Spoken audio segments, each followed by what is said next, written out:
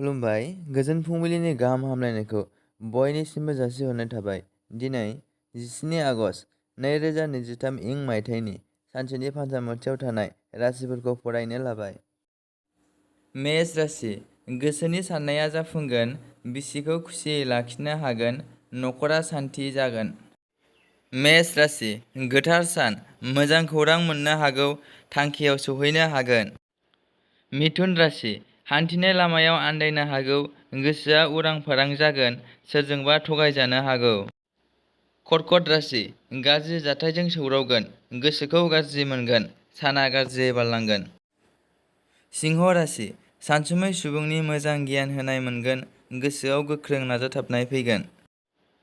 कन्या राशि मुवा हानि जागोन, धोन सम्फथि जोबस्रांनो हागौ, मोजाङै सोलिनांगोन। तुला राशि आय गोनां सान, मुलाम्फा गोनां खामानिफोराव आखाइ होगोन, रां आरजिनायनि गोरलै लामाखौ मोनगोन। वृश्चिक राशि जेंनायाव गोग्लैगोन, रांनि आंखाल नुजाथिगोन, गुबुननियाव रां दाहार लानांनो हागौ। धनु राशि नखराव मोजां खौरां सफैगोन, साननायफोरा जाफुंगोन।